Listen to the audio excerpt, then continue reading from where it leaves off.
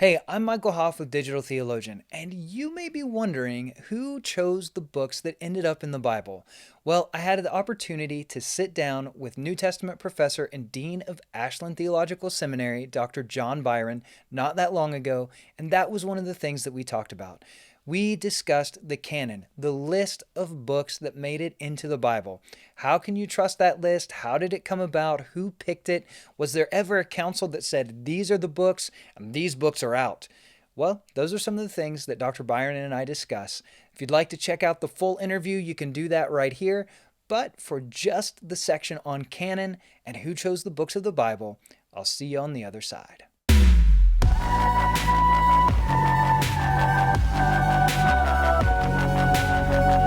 Well, I know you wanted to talk a little bit about canon.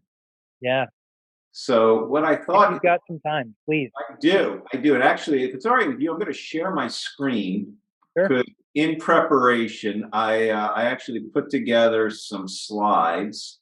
So, Wonderful. this is actually from that lecture one of the lectures you'd seen me do. So, but the question is, was there a conspiracy? And you mentioned Dan Brown. So the picture there is my nod to Dan Brown and the Illuminati. Um, Yeah. but did Constantine change? Did Constantine give us our Bible and things like that?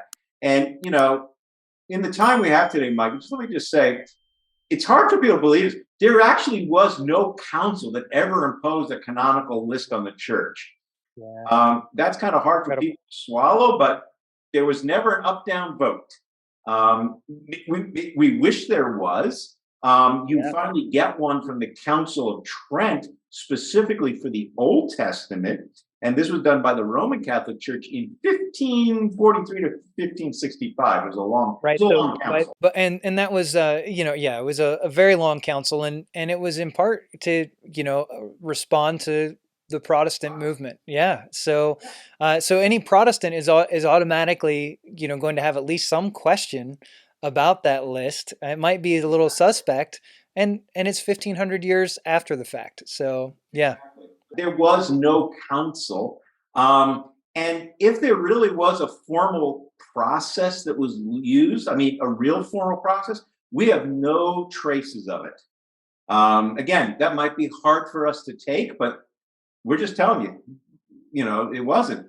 And then the fact is, really what the church was doing was not so much creating a canon as much as what they were doing is they were acknowledging and affirming what already was the reality. And I want to just give you just a few examples today, going back as early as I can, showing people that, the fact is, while there were questions at times, and I'll be honest about that, people had questions about some books. The canon, particularly for the New Testament, as we know it, has been pretty fixed from early on. And so like in some early collections, just to give you an example, we know Paul wrote a letter to the Laodiceans that we don't have. But clearly, Paul tells the people in Colossae to read the letter and change it. So this means early on, the sharing and the preserving of texts was a practice of early Christianity. And we even see quotes. Do not muzzle the ox, which is an Old Testament quote, but then the worker deserves his wages, which seems to be, if not a direct quote, maybe an allusion to the words of Jesus in Luke chapter 10. And then, of course, the famous quote from Second Peter, Paul writes, and he writes the same way in all his letters, speaking of his letters contain some things that are hard to understand. Yes. But again, I bring this up because even from the earliest days, the books that we have, the letters, were being shared among the early church. That was a common practice. We see, even as early as 150 AD, a gentleman by the name of Justin Martyr. This talks about how on Sunday, all those who live in the cities, they gather together and they read what he calls the memoirs. I put the word gospels in there of the apostles, and then the writings of the prophets. So, and I bring up this point because what you're seeing is one of the earliest, if you will, criteria for using and preserving what we now come to know as the New Testament is their perceived value in the context of worship. Okay, it wasn't just because they were Spirit inspired. I'm going to go out on a limb and say that the Holy Spirit probably inspired a lot of other books, probably Paul's letter to the Laodiceans. But for whatever reason, they were not. That letter was not preserved. The context of worship seems to be one of the key ingredients to why books were preserved and then became part of our New Testament. Did that then get reflected in the usage within the church context? Well, yes, exactly, because it became, what are they using in the church? What are commonly used for worship and for study? You know, so that was, that was a big part of it. So take a look at this quote here. This is Irenaeus of Lyon, 180 AD. But look at this. It's not possible the Gospels can be neither more or fewer in number than they are. And he uses this example that, again, I don't know that I would have went there. The four winds, there are four directions on a compass. Whether you like his argument or not, what it does, though, is reflect for us is that early on, there was a well-established tradition already that there were four Gospels. And that other ones that they knew existed just were not seen to be, if you will, reaching the bar for what they were going to use. What also helps us with this, Michael, is, of course, just ancient manuscripts. What you're looking at here is a page of an ancient papyrus codices. Codices or codex is just simply an ancient form of a book. It's just Latin for book.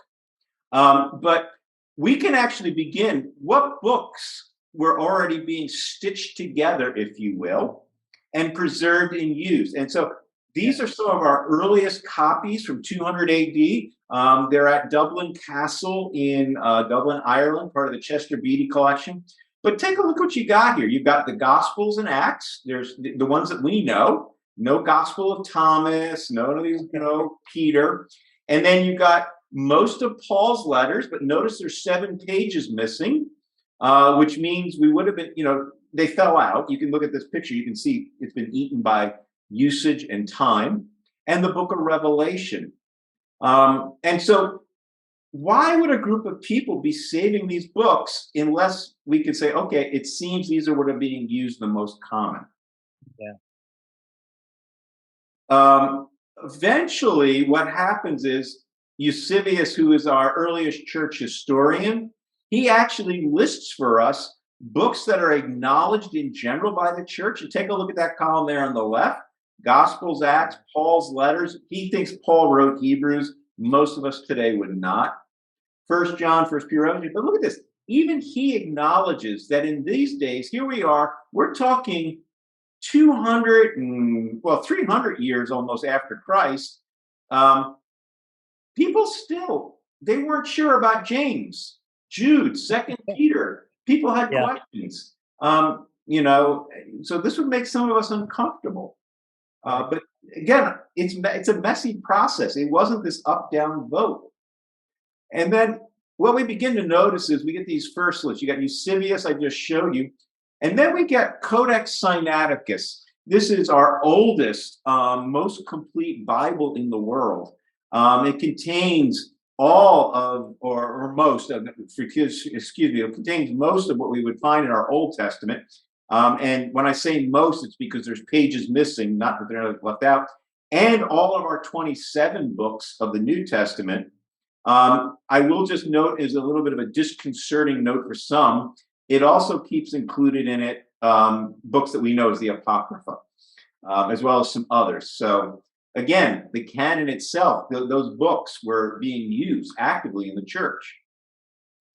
What really then happens is, with a few years, a bishop by the name of Athanasius of Alexandria, he writes a letter at Easter, and he is, again, listing out these books. And what we start noticing, you're seeing the rhythm, 27, 27, 20. By this time, this is the accepted number. These are the accepted books. There are still now and then you find people, we hear about them, like there's a 3rd Corinthians that we know about. We have copies of it. But even then, the early church is beginning to reject it, saying, no, It has not been recognized as authentic from the beginning. And then finally, the Council of Carthage lists all 27 books. Don't mistake that for an up-down vote. This is part of something that they're doing. But again, in many ways, what they were doing is they were simply affirming what already existed. So the process of getting from all those manuscripts to that Bible that you buy in Walmart was messy.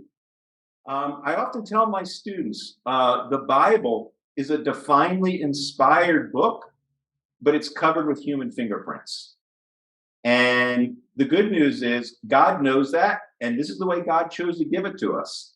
And rather than being frustrated with the Bible that we have, we should just accept the one that God gave us.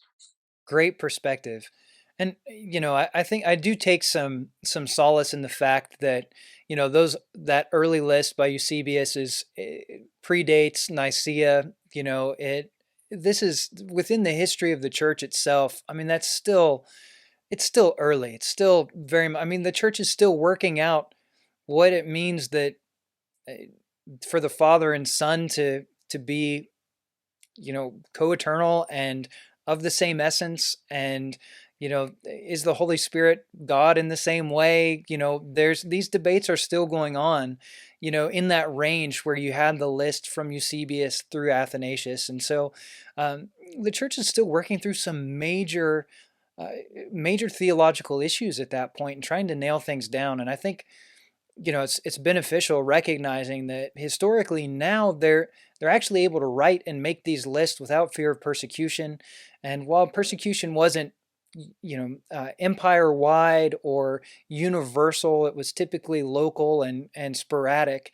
But there are people that were fearing for their lives at times in order to maintain and carry on these books, to have them, to own them, to use them, to worship. There was risk. And until you get to Constantine and the Council of Nicaea and around that time frame in the 320s. So, it's good that we have from such an early time preserved writings. I think anything that predates that, it's always a bit of a marvel to me. And for me, when I talk about how it's a messy process, and as you're saying, the church, much to our chagrin, did not have all of its theology worked out in the first, the church didn't come out of the womb in Pentecost understanding the Trinitarian theology. It didn't have a New Testament. And it didn't happen in 5 years. It didn't happen in 10 years. It didn't even happen in 300 or 500 years. It was a long process. It was messy. But I take great comfort in that, for me then as a believer, to recognize that my walk with the Lord, my faith journey with God and understanding who he is, and even struggling at times with what I read in the scripture, it really reflects on a micro level what happened on the macro level with the church. That this has been the story of all followers of Jesus, of God. And that if we're too quick to get hung up thinking that we're looking for some pure kernel of faith that existed at the beginning, something that, we're really missing a tremendous blessing that God has for us as we lead through our lives and get to discover who God is in new ways and in ways we couldn't imagine. Yeah. It's so refreshing to realize that God is so frequently so much more patient than we are. Yes. And it gives me hope. Yeah. Yep. And I always tell my students, I say, you may remember this, but I have students that'll come and say, I'll say, what do you hope to do? And they say, well, I want to start a New Testament church. I'm like, really? Yes. I said, so which one is it going to be? The one in Acts where they weren't feeding everybody equally, or do you want to be the one in Corinth where a guy's sleeping with his stepmother and the worship center, or in Galatia where they're lining up to get circumcised? The fact is, the New Testament from the very beginning shows that the church was messed up from the beginning. And the good news is We didn't mess it up. Neither did Constantine. It's been that way from the beginning, and God is okay with that. I hope you enjoyed this conversation with Dr. Byron on the canon and who chose the books of the Bible. And I found several of those lists to be really helpful. We so often forget the context of how the Bible came to be. And so if you'd like more content like this, be sure to go ahead and subscribe to the channel, drop a like and a comment down below, and let me know what you appreciated. Was there anything you learned, anything that you found beneficial, something that maybe made you a little upset and you want to argue with? Please go ahead and do it. I respond to comments. I love hearing from you all.